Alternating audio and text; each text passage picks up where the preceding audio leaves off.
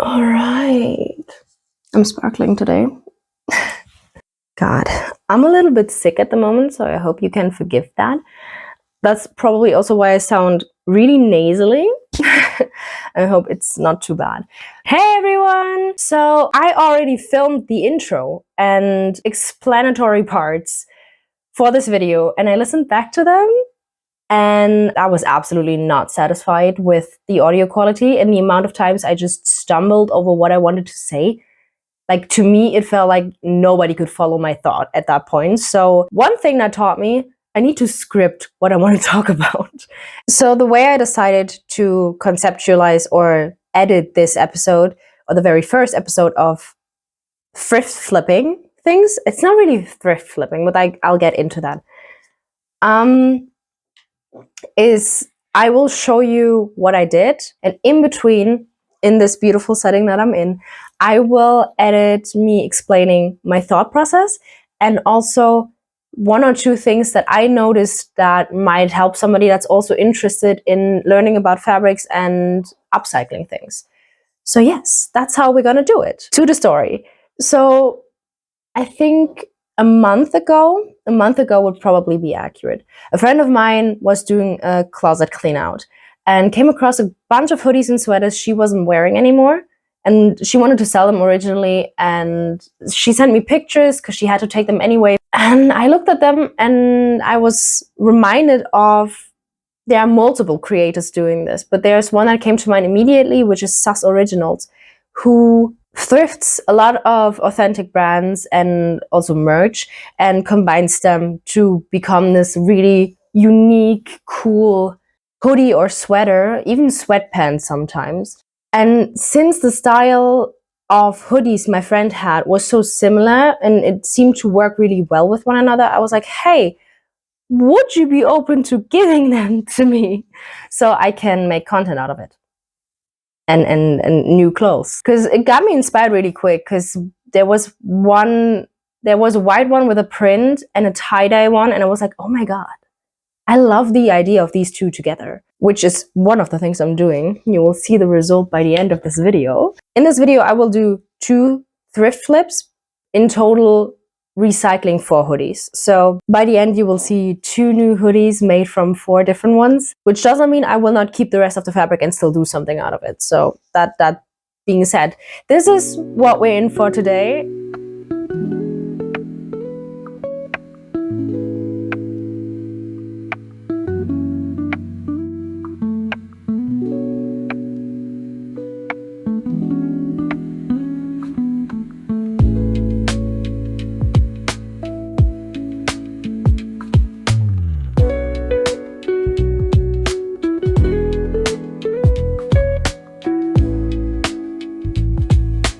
Okay, so the first thing I did with all hoodies, regardless of if I wanted to use them for this video or if I already had an idea for them, was to remove every single tag. So there would not be the branding tag or the washing tag, all of that would be out. I'm gonna take them apart completely to reattach them better. So that was a no-brainer to do that first, since it won't be used anymore and it's not necessary for the new hoodie that I'm gonna make. Second was ripping apart or seam ripping the sides of a hoodie, of the hoodies I wanted to use. So before I could cut out the pieces I wanted to replace in the hoodie, I seam ripped them so it would be easier for me to cut them out. If you would just go ahead and, with a longer hoodie maybe as well, if it's like mid-thigh and you just want to change it around the waist, that's perfectly fine. You could just go straight across, cutting the front and the back at the same time. With this, it wasn't possible because one of the hoodies had a back print that I really liked, and it was longer than the part I wanted to replace in the front.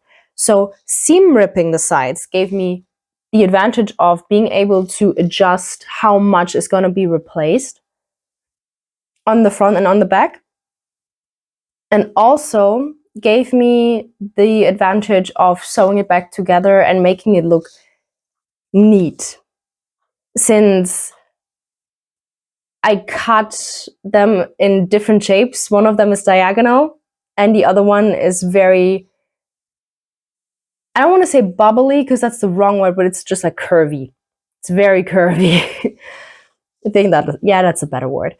So reattaching that was also much easier because I could just focus on having an entire front panel and an entire back panel like you would do if you would sew something from scratch, and then attaching those to match. So that was very, very important. Also, what you have to keep in mind with upcycling things is if you do not change the entirety of the garment, as in like you have 2 hoodies and you sewing them into a corset. I think 1 hoodie would be fine for that, to be honest, but like you're gonna take that apart anyway. So you don't really have to think about it too much, what it was before and what it is gonna be. But if you create something that will be exactly what it was before, you should think about the steps it would take to make it from scratch. So you attach them as follows: shoulders, side seam, and then the sleeves. So you will attach, at least from how I learned it, you attach the front panel to the back panel and then you insert the sleeve and sew that down. All right, so what I'm thinking is I would be cutting this one from here to here. That looked diagonal. Obviously, maybe diagonal would be cool now that I think about it. Maybe I'm gonna do that. And on the other side, I'm just gonna cut right up until like 1 centimeter of the letters.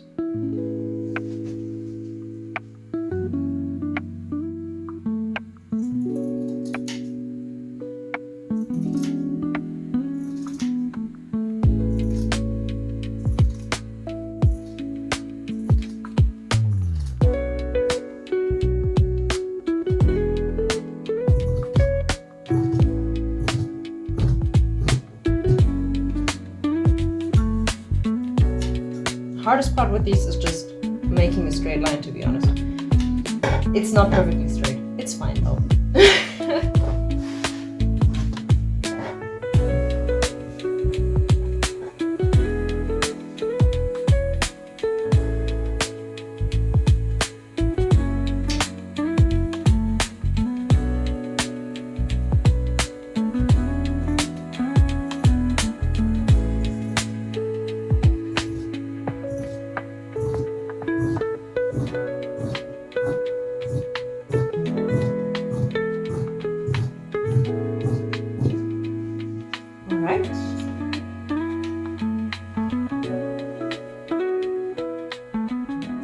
Alright, so another thing that I noticed while seam ripping the sides, also because it reminded me of other projects that I did,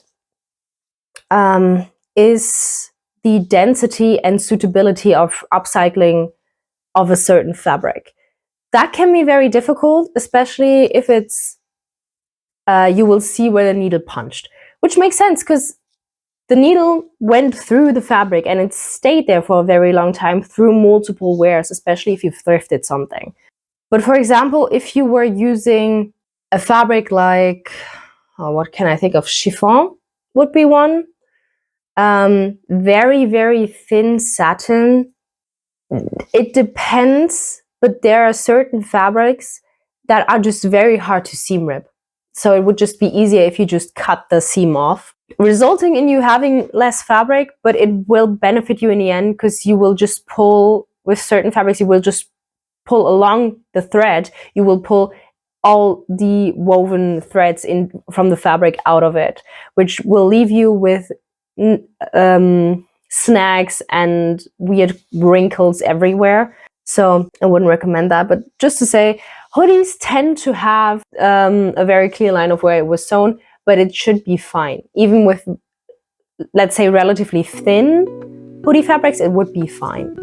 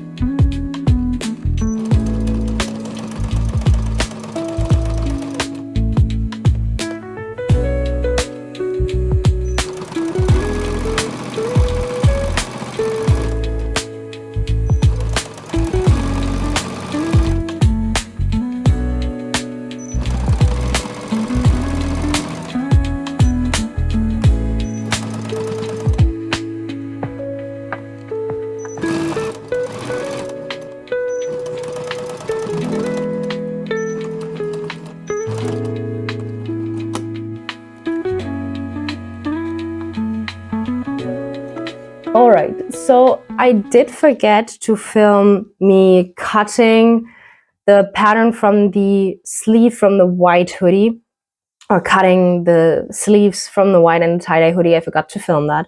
What I wanted to say with this is I attached both pieces with a zigzag stitch before using a straight stitch. Simply because when I already attached something with a straight stitch, I tend to not want to, finish off the seam or finish off the fabric so that it's a more neat finish with everything. And yeah, so I do the zigzag first so I don't get tempted to just leave it. Another thing that I want to say right now, steam the hell out of it. Use your iron. Use it. It will help you so much. I refused to do that for a very long time, and you could tell. And now I'm just forcing everything into place by applying heat to it. With that, usually the fabric will tell you in what direction it wants to go. You can force it in any direction, but don't make it work harder than it has to be. If it already wants to go a certain direction, iron it down in that direction. As I said, it just makes it look way better. The straight stitch is a must, and I always love to do it second or after I already did the zigzag, because then I already have the seam finished. Yeah, and then it makes like this very neat impression on the other side. With the print on the back like that, I need to think of how I can incorporate the design that I thought of with the curved lines across the lettering and the print itself. So I might just cut out some of the letters because the "and" is not really important and the "bright" isn't either. So I might just ignore those and cut them out as well. While I was working on the red hoodie, there was two things that were really important. And that was, one, how I would do the curved lines that I was intending to do, because I wanted to achieve the look of red paint dripping down a black wall. And two, how I would figure it out with the back print that was on the hoodie that I really wanted to keep. I didn't want to take too much away from it, even though I think I could have done more and it would have looked a little bit better.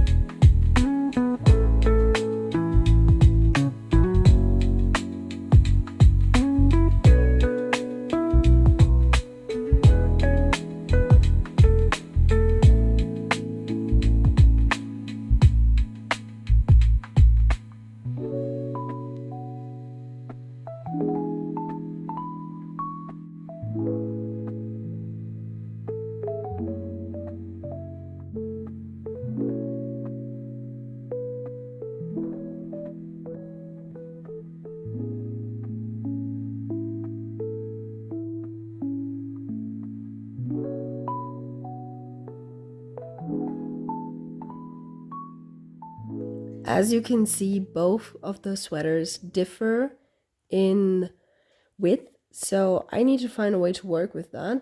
Another thing that was very clear to me at one point was that the black hoodie was a lot more narrow than the red one was, so I did have to use one of the sleeves to fill out that missing part so that I could actually fill out all the curves I had cut out, which made the idea of using the sleeves as well just completely irrelevant to that. So there's also no cutting up and reattaching sleeves, which I think actually is better because I think it would have just overwhelmed the entire look of the upcycle piece. So I'm glad that that didn't work out. And here are the results.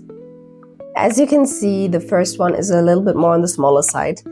I think that is not only due to the white hoodie being a small size, but also the ribbing of the tie-dye one being very slim or very narrow as well.